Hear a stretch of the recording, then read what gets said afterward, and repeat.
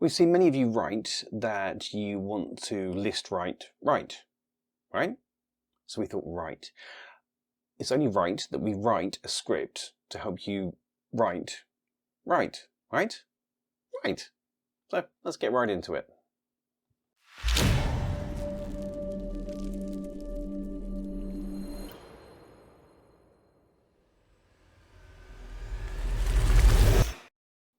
Welcome to Learn to Play Infinity N5 from the Infinity Institute from the Dice Gods. My name is Hydra, and today we're doing a little bit of a break from what we planned because when I was writing the next set of videos and scripts, I realized that there was a slight problem.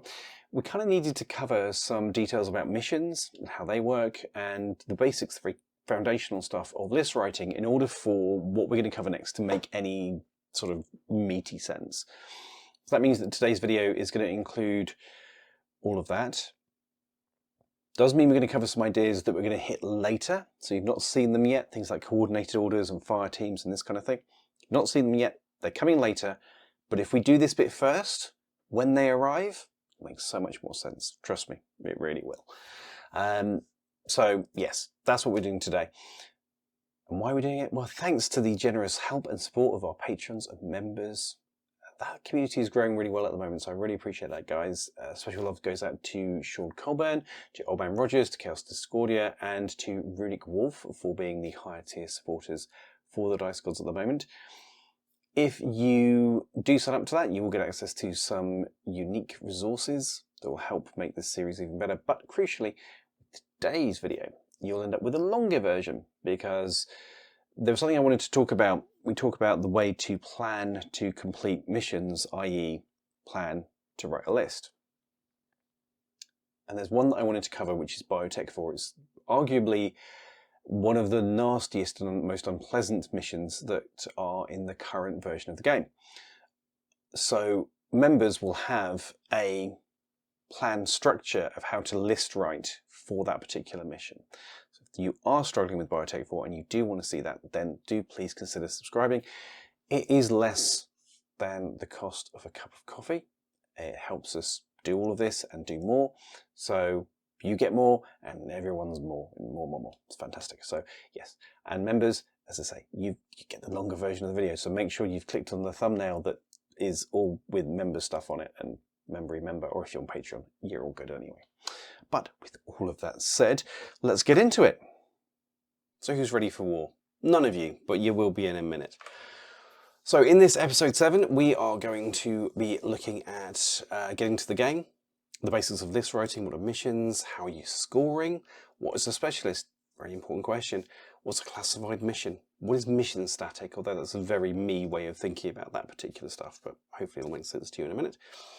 Anatomy of a list, what do you need, what does the plan look like, why you shouldn't listen to me, and list principles, and then some examples. There's examples littered throughout this set. Let's start with getting into the game, where we make the decisions. Before you start, when you arrange a game, you need to choose the number of points per player and what missions to play. For Infinity, the standard points are 300, but it scales from 150 to 400 absolutely fine. There are missions in the main rulebook towards the back, which you can use and play, so that's available in the PDF, which is a free download from the site. And we get new, what I mean is sometimes rehashed, sometimes the same as last year, but the occasional new mission every year as part of the Infinity tournament system. This is the free competitive play system that Corvus Belli put out there. You can download the ITS mission pack from the Infinity website, again links below.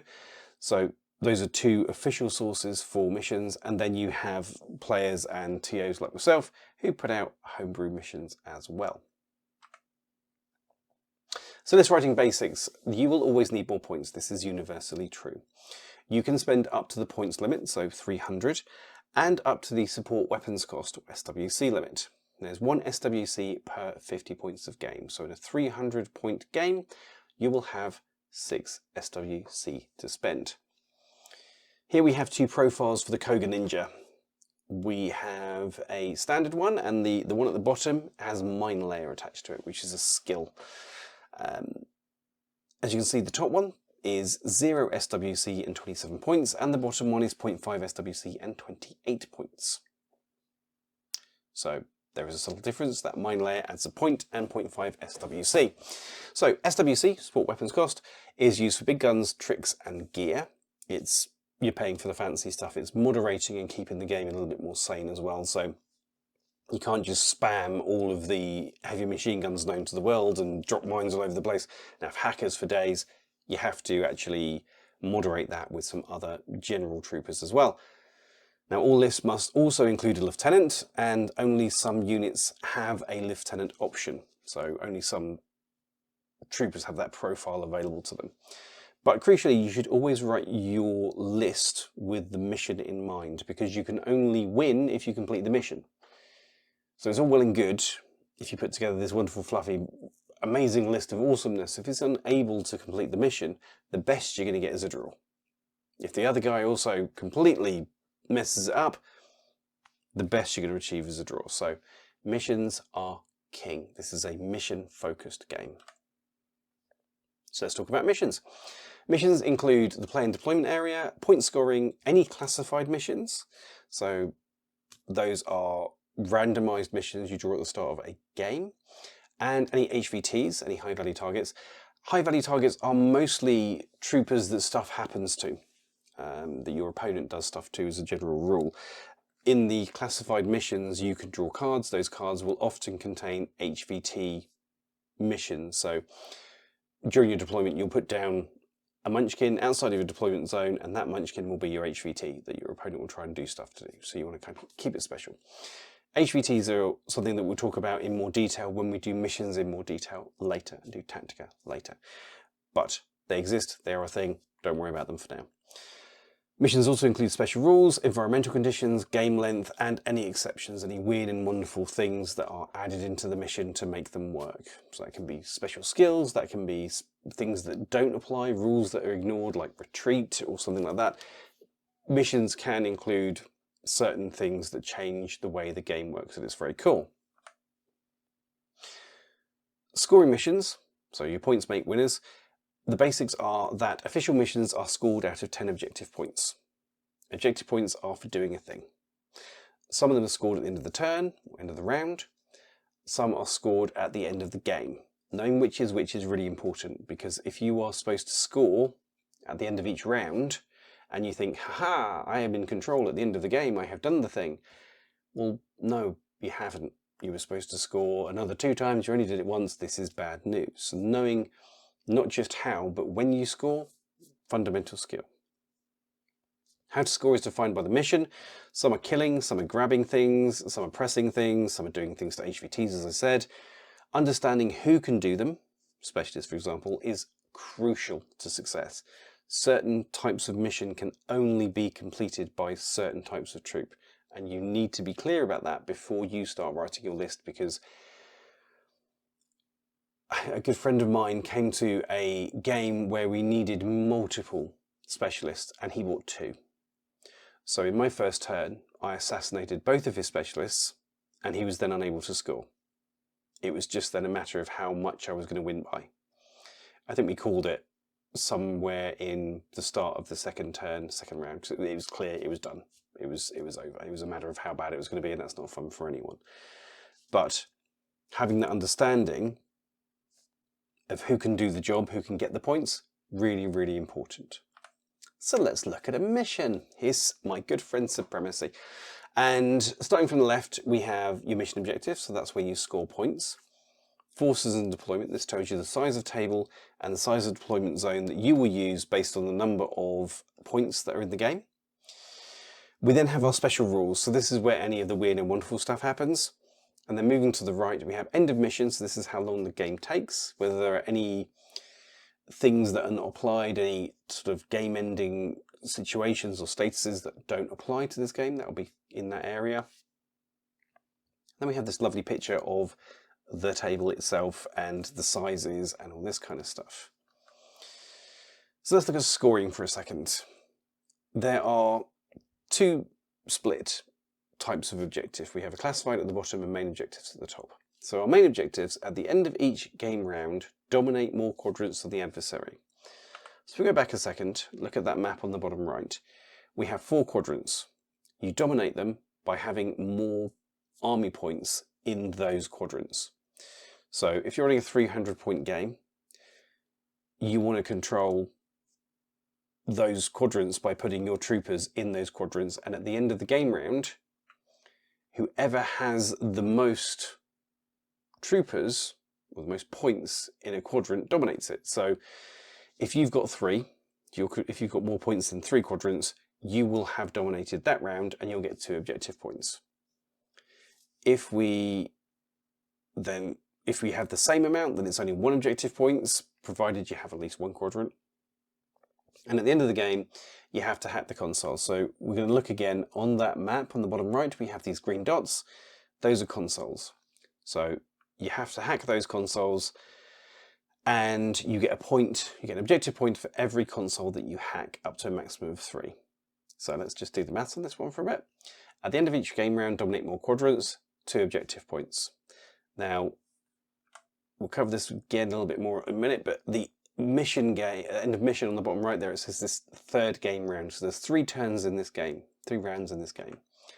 So you can score up to 6 for dominating quadrants. 2 points per round, 3 rounds, 2 objective points each, 6 objective points.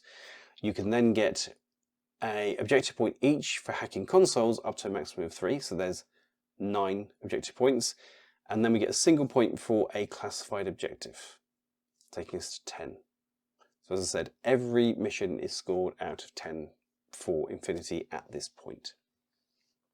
This is crucial. Understanding this, understanding how missions, what their objectives are and how they're scored, there is nothing more important. There really is nothing more important. And how do you actually control a console? Well, that is with this short skill hack console that I've just handily put an arrow towards. In order to do that, it says, under requirements, only specialist troopers can declare this skill. So what's a specialist trooper? Well, glad you asked. They are specific units that have specific profiles that give them specific things that make them a specialist. Some of these are listed in the special skills, some are in their loadout listings, and some missions give special bonuses to certain types of specialist. That's right, you can have a special specialist. What could you want in life? So who are the specialists? We get hackers, doctors, paramedics, engineers, forward observers, chain of command, specialist operatives, and anyone else that the mission or the classified mission defines. So those are your specialists. You will normally contain or build some of those into all of the lists that you run, just as a matter of course, because they're so useful. I mean, they're useful in game anyway, but they are often the only way you can do a thing and score a point in the mission, so they are fundamentally important.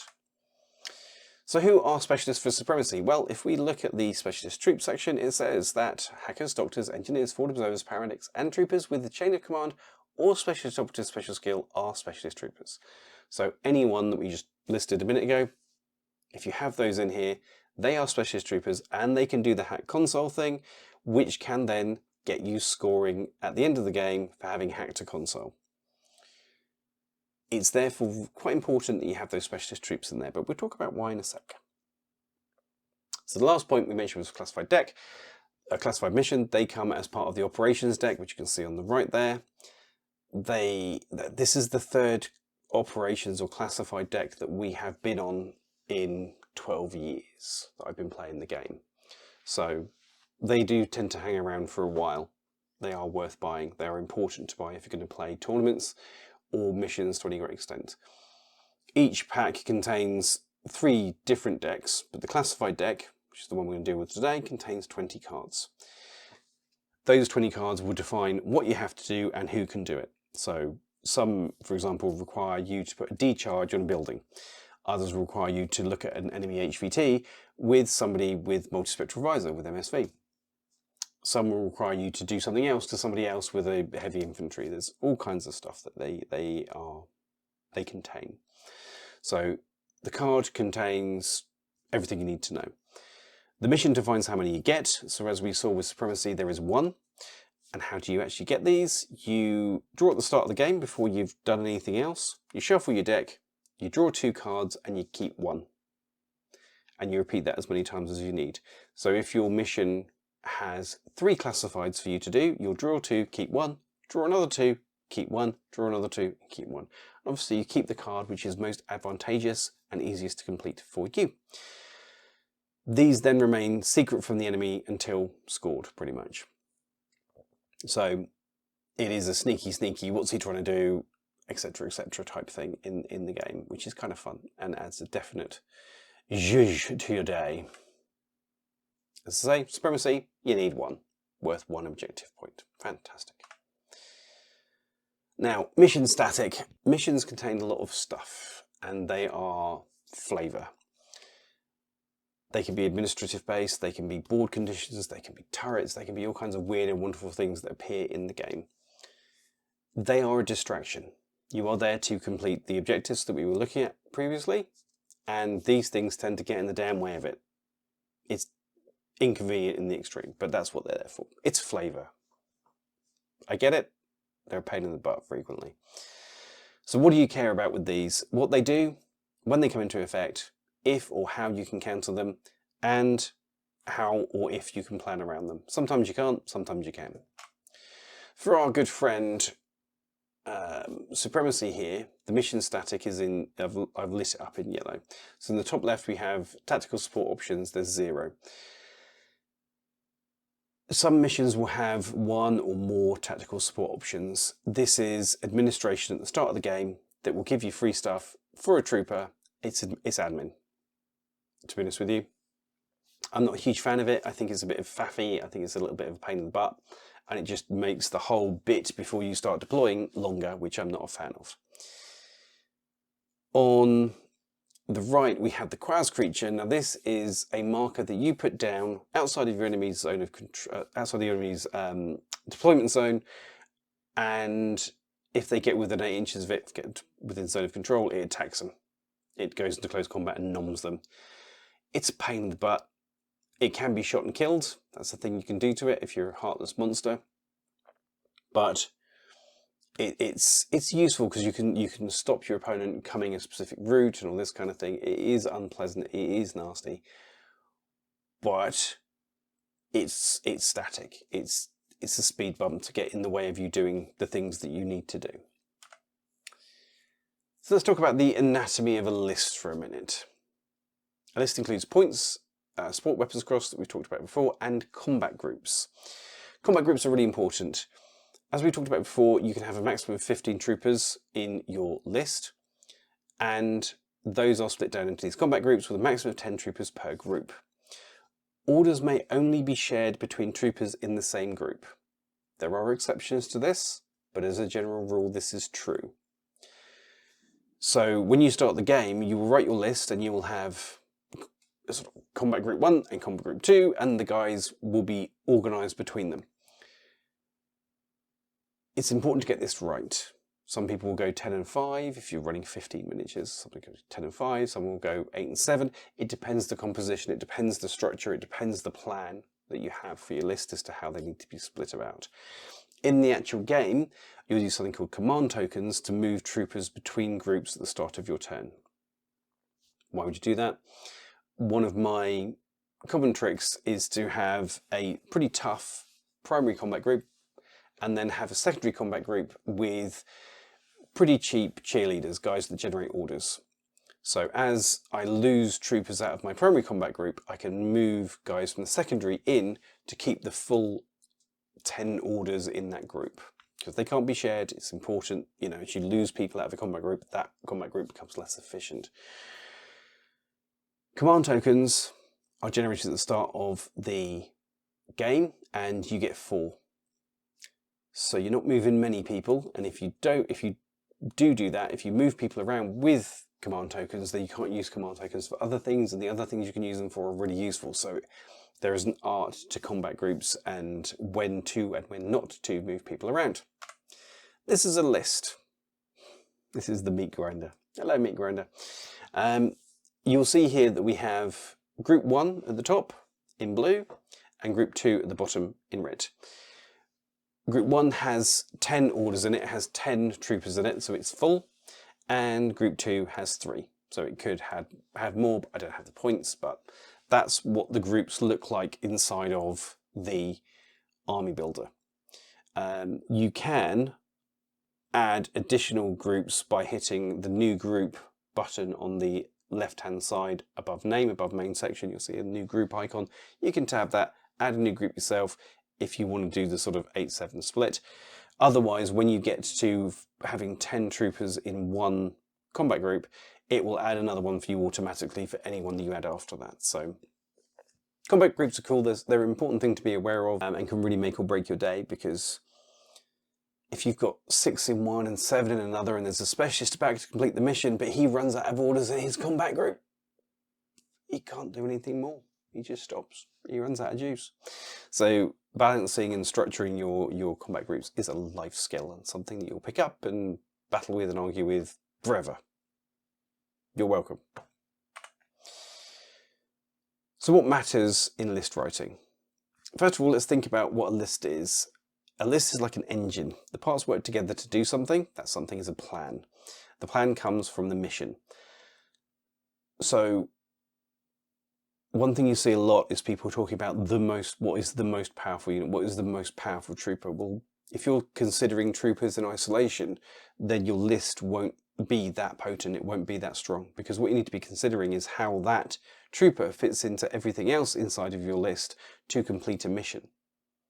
Yes, there are some units that are overtly more potent, more pokey than other ones, but that doesn't matter if the job that you need to do doesn't include what they do well. So think of your list as a whole, not as individuals. What matters? You have to have a lieutenant. I recommend you take high burst weapons, especially when you are starting out. So that is heavy machine guns and Spitfires. They throw 4 dice when they shoot. Why is that important? Because if your dice let you down, throwing more dice is better. It will help. It will mitigate bad luck, and it will mitigate to an extent poor tactical choices as well. So you also need to take people who can do the mission and toolkit options. That is troopers who can do multiple things. If they can complete a mission, shoot people in the face, and do board control at the same time, fantastic. You also need to take cheerleaders. So those are your light infantry whose only wish is to survive the entire mission by staying behind a box and not dying. Cheerleaders are purely there to generate orders for the heavier units inside of your list. Not to say they're pointless, not to say they're useless. They can still do some work, but I tend to view it as if my cheerleaders are doing work, something's probably gone wrong at that point. So you need a plan. As I say, it's a crucial part of writing a list. You need a plan. So you need to think before you shoot. A plan is an idea of how you'll win the game. It's as simple as that. I am stood here.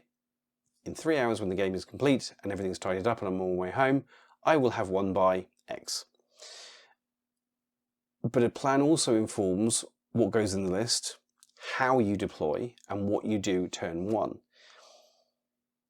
A lot of players struggle with the coming to the table, where does everything go? If you have a plan, if you know how your mission needs to run, it is a lot easier to deploy because you have a concept straight away.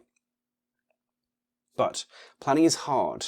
Plans do not survive contact with the enemy. They also do not survive contact with your dice, or your enemy's dice. But they will help you win. A plan will absolutely make this game easier and will make it easier to get a win. Or, at the very least, you'll be able to evaluate afterwards, what did I plan, how did that plan go, what went wrong. So it's a good exercise either way. Let's do plan 1 for Supremacy.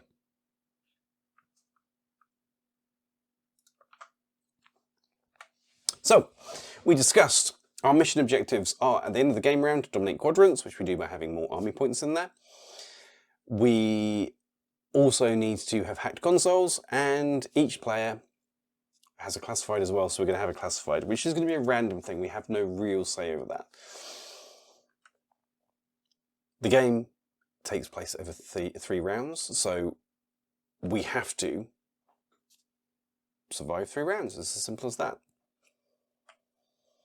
We also see that we have bonuses. So the baggage bot, troopers with baggage, which is certain remotes and other troopers, provided they are alive and still moving, they provide an extra 20 victory points for dominating a zone of operations, which is really cool because it means you have these little guys that tend to be quite quick, that tend to be quite capable, who can just run across a border into one of the other quadrants of Supremacy and take that, because you just tip the balance. Just that extra 20 points makes all the difference. Baggage bot's also quite cheap as well, so it's a really nice little buff that you get in there. Capturing the consoles, which is the other really important thing. We have to use this short skill. That short skill requires specialists. So we need to make sure we have specialists on our list. This is a fundamental thing, and we know who our specialists are. They are the hackers, doctors, engineers, field observers, paramedics, and chain of command and specialist operative troopers. Those are the only ones that can do this hacking console. If you don't bring those, you ain't getting those points. You also get, to that, a hacker bonus. So if you are using hackers, they get +3 to their whip check. Now, as you know, doing a check is a normal roll most of the time. For this type of mission, it would be, you would do a normal roll against a console with your whip. So if it's whip 13, 65% of the time you'll pass. You're going to roll 1 die. Guarantee you're going to fail at least the first time. But if you use a hacker, they get +3. So that 13 becomes 16 or less to push the button to hack the console. So you have an 80% chance of success straight away. This is more better. This is good. So this mission does lend itself to hackers. It does suggest that hackers are a good thing to bring, because getting those consoles is easier straight away with a hacker. So let's look at our priorities. Our primary objective: we need to control more quadrants at the end of the game rounds for 60%. You get 2 points per round for a total of 6. That's 60% of the total points you can get are tied up in controlling those at the end of your game round. The secondary objectives is have activated all 3 consoles by the end of the game. That's 30% of your total. Now the great thing is, you only have to have activated them. You don't have to keep hold of them. So if you go and activate a console and an enemy comes along and activates the same one, you still activated that console, you still get that point, which is great, but that's 30%, so you need to get that done. And then you get a classified card for 10%, which is not particularly exciting. However, that primary objective, it's fundamentally important to note that you score at the end of the game round. That means that to get your maximum points, this game needs to go a full 3 rounds. If you go absolutely ham and blast your opponent off the board, turn 2, you have removed your ability to score 20% of this mission. You just taken it away from yourself. You were too violent. You need to make sure your opponent lasts, that they stay in the game, that they're on the board, they don't run away, they don't retreat. So there's a balance to be struck. You need to make sure he doesn't ruin your plans without ruining his day too much. Okay. So let's have a look at our tactical options for Supremacy. Playstyle is normally defined by the faction that you take, and there are normally always different ways of playing a faction. There are some that most factions lend themselves to a specific route. If you play Shazvasti, camouflage. Camouflage is the order of the day, but you can play it differently. You don't have to play it purely camouflage. So your play style will be influenced by those things very heavily and how you want to do it. So what different tactical options have we got for running Supremacy? You have the early strike. You hit hard, you hit fast, and you dominate the enemy. You go first. Your list needs to be tough or sneaky, because you will take that second in a round. Because you go first, your opponent will get to go second. In going second, they'll get to counterpunch, they'll get to hurt you. You need to be able to survive that, and you can either do that by being sneaky or by being tough as nails, effectively. If you like doing killing and you don't like thinking, then early strike is definitely a route forward. You can call it alpha strike if you want. It's kind of the same thing. The other option is to go for control and respond, which is to project board control. You need to go second. So this is all about deploying early and using deployment shenanigans to get your troopers up the field and make it difficult for your opponent to progress. To just give them bad choices. There's camo markers here, there's hackers over there. That you need a much more balanced list, but control and respond is probably the more flexible route and the more forgiving route for doing Supremacy. Early Strike has a lot of things that can go wrong with it very quickly. So we're gonna focus on control and respond for our planning. So the key ideas for control and respond. You want to control the board, you want to make it hard for the enemy to move. The army itself that you have should have some mobile elements that can move into different quadrants, because you're going to go second. So what that means is your opponent will have their turn, and they will place their troopers in the quadrants and dominate those quadrants as they see fit. So let's say they take 3. You'll be able to look at those 3 quadrants and say, right, I know he's got 60 points-ish in there, and he's got 20 points-ish in there, and 15 points-ish in there. Cool. I'm going to move my troopers to counter the less dominated areas and take those from him and leave him where his force is focused in that other quadrant. I'll leave him there. I'll take these 2 and take the points from him. So to do the control part of this mission, you need forward deployment, you need camouflage, you need hacking networks, you need mines. We haven't done these things yet apart from camouflage, but these are all area denial, board control elements that will stop your opponent from being able to function properly. A camouflage marker is, well, what is it? Who knows? Until it reveals itself, you have no way of finding out. There are other units as well, like total reaction units, which can fire full burst in ARO. These are also good for this kind of thing.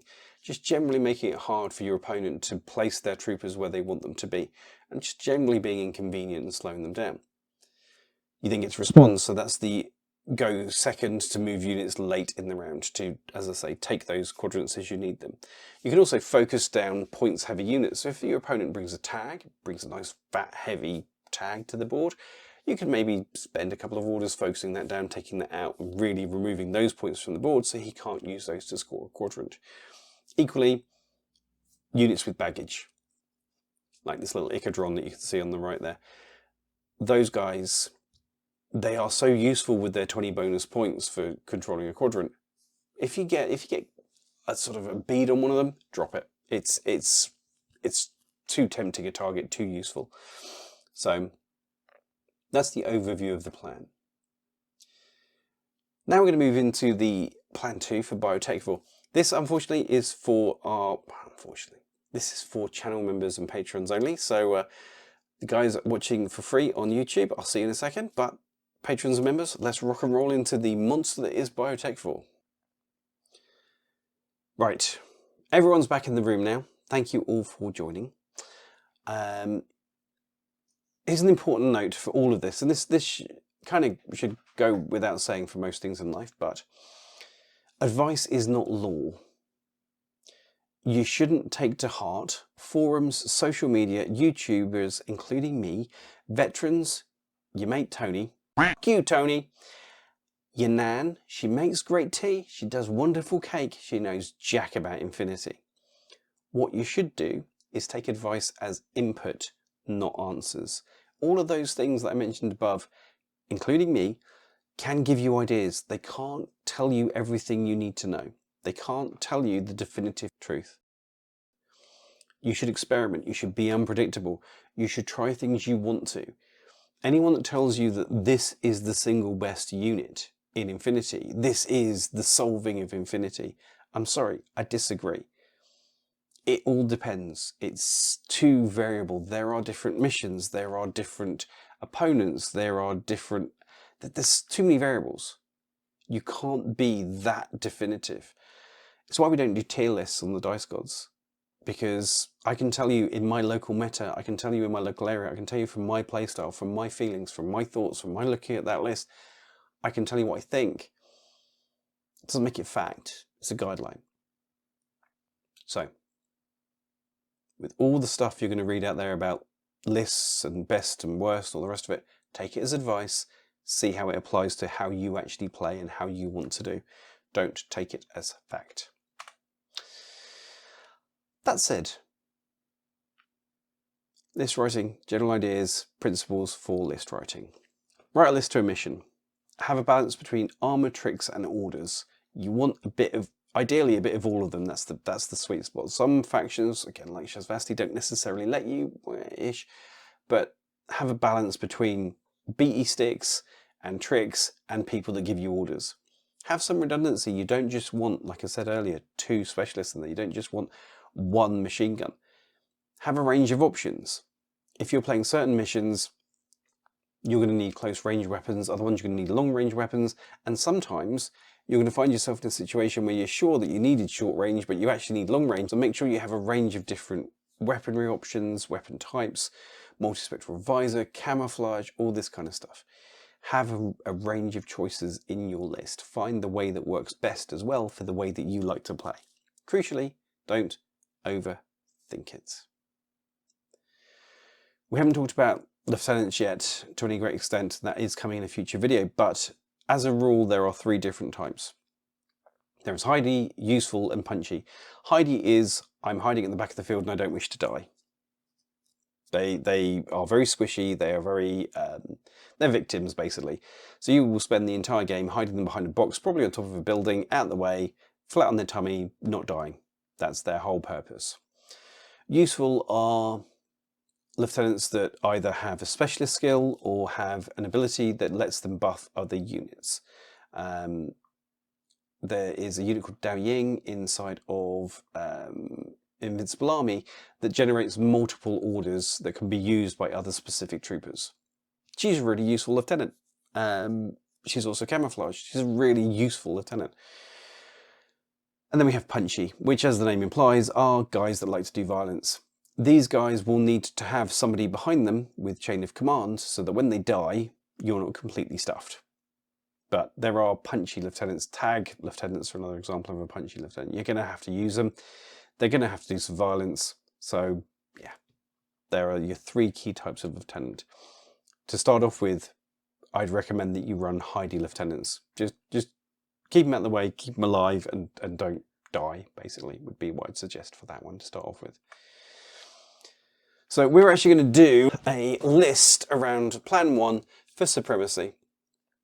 We're going to use this plan here, and we are going to write ourselves a list. And that list is going to be with Corregidor, 300 points, 6 SWC. Let's hand over to me with the army builder and look at how we put together a list based on that plan. Let's go. Let's put our list together. Now, as I say, we're going to be using Corregidor. What I've actually got here is the official army builder. I've knocked out the background image and stuff that you'll see if you use this, because I find it a little bit easier to see what's going on in that case. So let's start by selecting the jurisdictional command of Corregidor. This bit of the video will also add as a slight introduction to the army builder if you've not played with it before. So on the top right here, we have the army that we're playing, the points that we're using, the SWC that we've got, and the points that we've got so far. So that's on the top right there. Underneath there is where our list will appear. Now, what we're going to start with is by looking at our lieutenant options. Let's get that done. So, skills from memory. And we can select from here if we're looking for a specific skill or equipment or weapon or things like that. So I'm just going to hit lieutenant. So we have 3 options inside of Corregidor for lieutenant. The Alguacile lieutenant here is a 10.5 SWC LT. So you pay a tax for taking this guy. Why? Because it's so damn cheap and it's not what Corregidor do. So you can do it, but it will cost you an SWC. So we're going to ignore him. Next we have the Mobile Brigada. Now this is a heavy infantry with 5 armor, 2 Vita, 360 visor, immunity to shock, jump 3 inches, because, you know, mobile. But only a multi-rifle or boarding shotgun for his weapon. Now that means that we have a kind of a powerful LT with limited offensive capability. If he had a heavy machine gun or something like that, he could be a real sort of, he could do some damage, but in this current shape, with his current loadout, he's not that fantastic. If we look at the Wildcat, however, this is a Whip 13 MSV1 with flamethrower, combi rifle and decharges. For 21 points, he is a bit expensive, or she is a bit expensive technically in this situation. But she can do a lot. She is quite able to defend herself. When it comes to completing classified objectives, the Wildcat is one of the best units in the game for the range of things it can do. So having a Wildcat's lieutenant is also a backup for completing your classified. So we're gonna drop her in. Expensive as she may be, we're going to drop her in.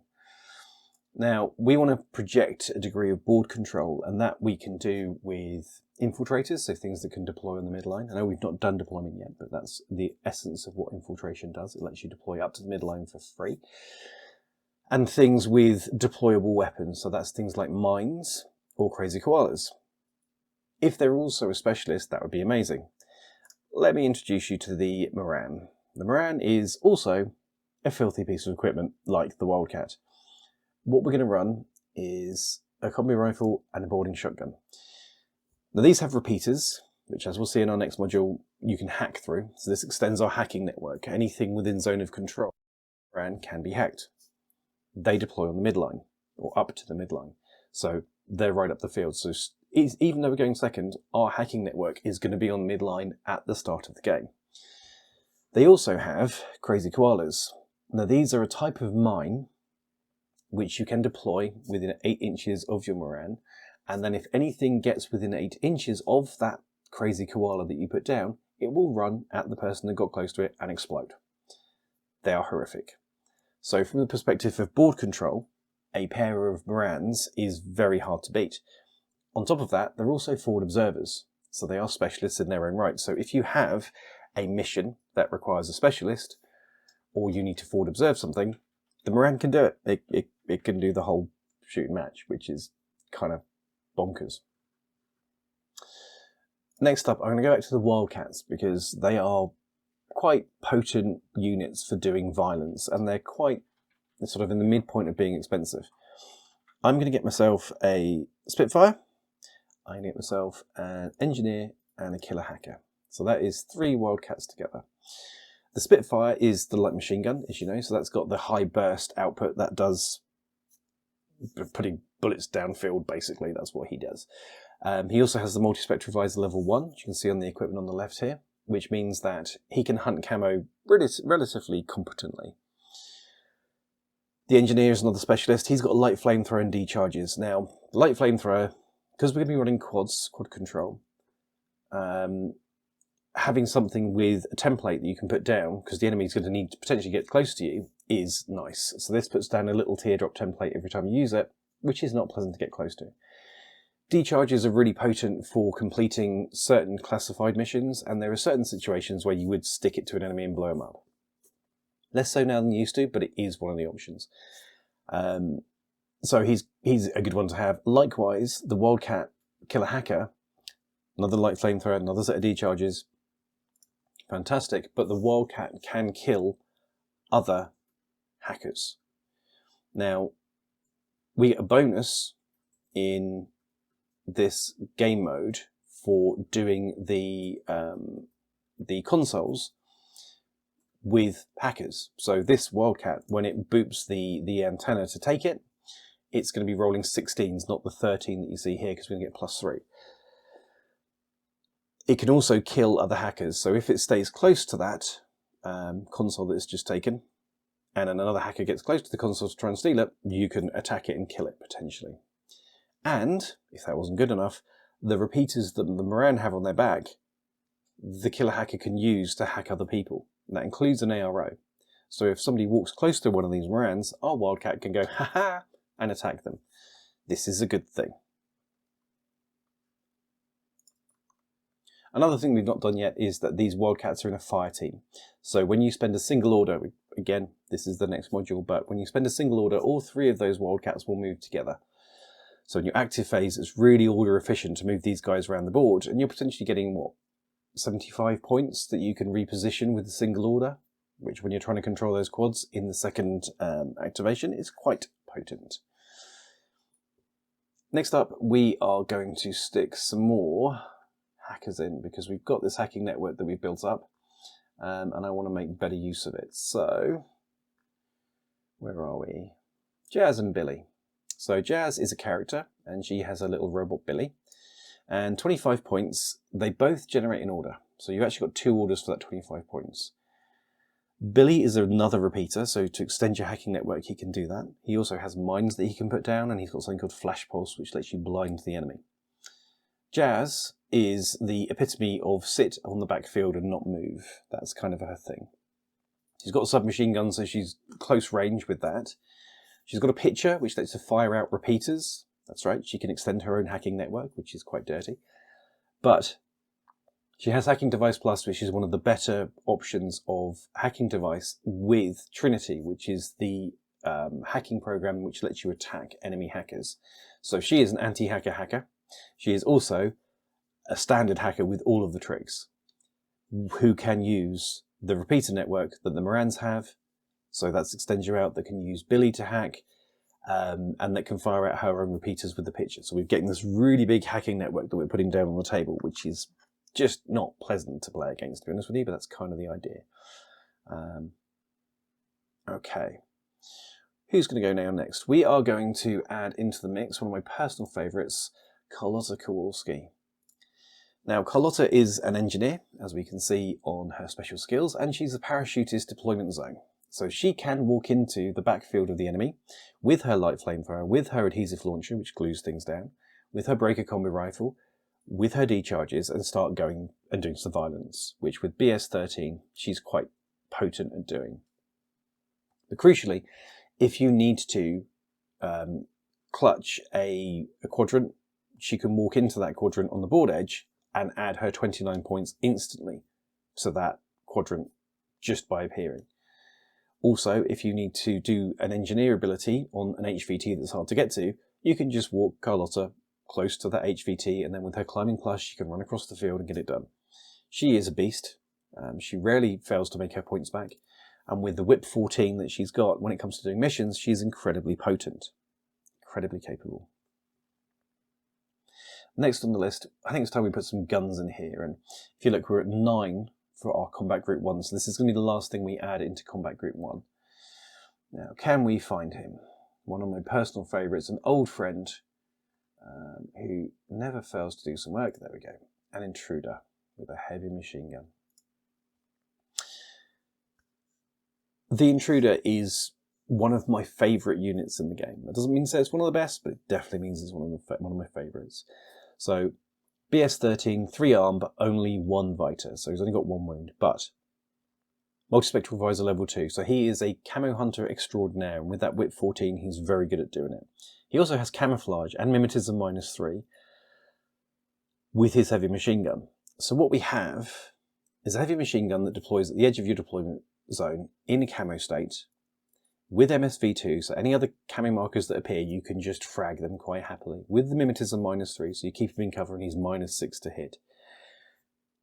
With the ability to go back into that camouflage state, he's a beast. He does work all the time, and I've never sort of seen intruders whiff. They might miss the odd shot, but as a rule, they just put down so much violence. I have a lot of love for intruders and would highly recommend that you take them. So now we are into the end of this list. We've got 5 possible troopers that we can add to this. Who shall we add first? I'm actually going to add a Jaguar with a chain rifle. The smoke grenades gives you the ability to move around the field if you want it, and the chain rifle is a big template weapon.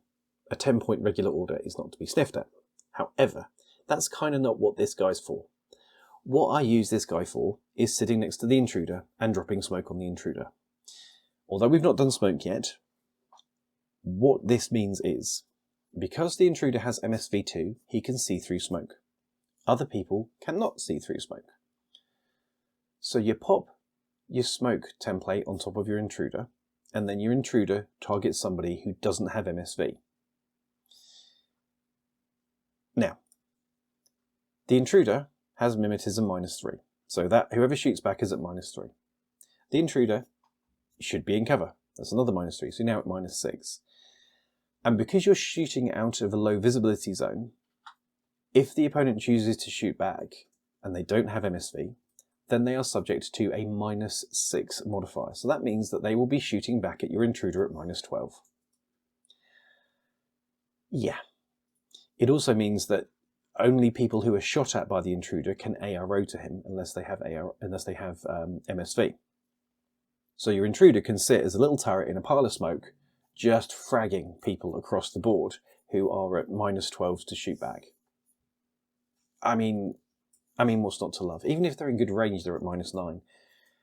And the intruder, he ignores your mimetism. You might be in cover, so with the 32-inch range on the heavy machine gun, there's a good chance he's going to be at +3 range, -3 if you're in cover. So he's going to be hitting with 4 dice on 13s, and you're going to be shooting back at -9 at best.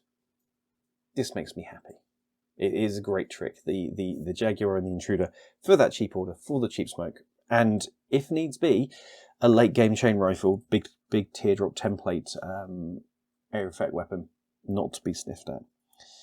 Where are we going to go next? We are going to add in something that I'm sure you saw coming, because we've talked about it quite a few times. I'm going to add in a Salient. Now, a Salient has baggage, moves 4/4. This is literally that 20-point buff. So I can add 2 of these in for 8 points each, but when they're in the quadrant, they count as 28 points apiece, which is great.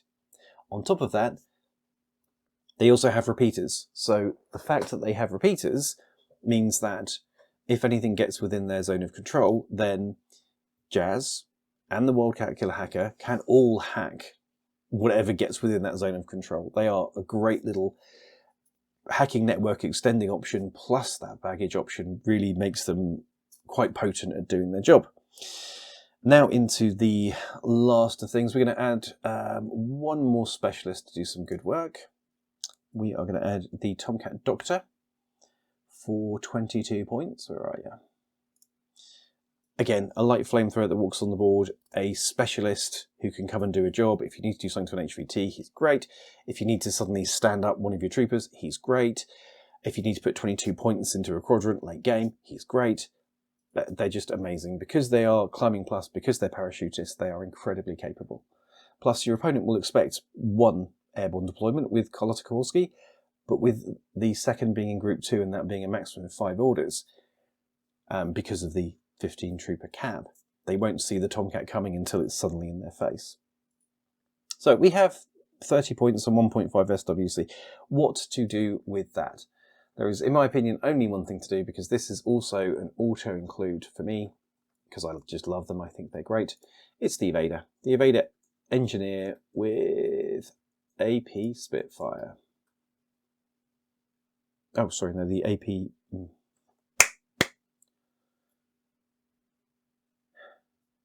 It is the Evader with AP Spitfire and D charges. This is a BS-13 armor-piercing Spitfire, so he can deal serious damage to anything with armor. He's armor 3, he's got climbing plus, he's got no wind incapacitation. He's going to do some serious work. He always does. He doesn't tend to die. That BS-13 makes him a really good shot. He's got specialist operative, so you can do certain missions with him too. He's a very capable unit, and for 29 points and 1.5 SWC, that 3 armor, that 2 Vita, that AP Spitfire, I don't know why you wouldn't. Not 2 Vita. Vita plus no wound incapacitation. No wound incapacitation effectively gives you a second wound. Again, something for a future video. So that puts us at the 6 SWC and the 299 points. So this is the full list. We have the Vord control on there. We have the efficiency with the fire team of Wildcats. We have the airborne drop troopers who can drop in and do stuff. We have the Intruder, the Evader, and the Wildcat Spitfire who can all put down large volumes of fire as necessary. The AP Spitfire is fantastic for dealing with armor, but then we also have this large hacking network that can deal with armor. All in all, this is a very capable list, which for our specific mission, this is going to do a great job. This is going to do an absolutely fantastic job, I have to say. Supremacy with this, you've got redundancy in there. If one of your heavy shooters dies, you've got more heavy shooters. If one of your specialists dies, you've got more specialists. If one of your hackers dies, you've got more hackers.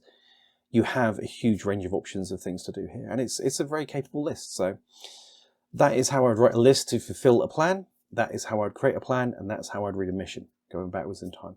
I hope that makes sense. If you have questions, drop them in the comments below. But apart from that, of course, do like, share and subscribe, because that helps the channel grow. But for now, thank you so much for watching. We hope you found this useful and look forward to more from the Infinity Institute coming very soon. Goodbye.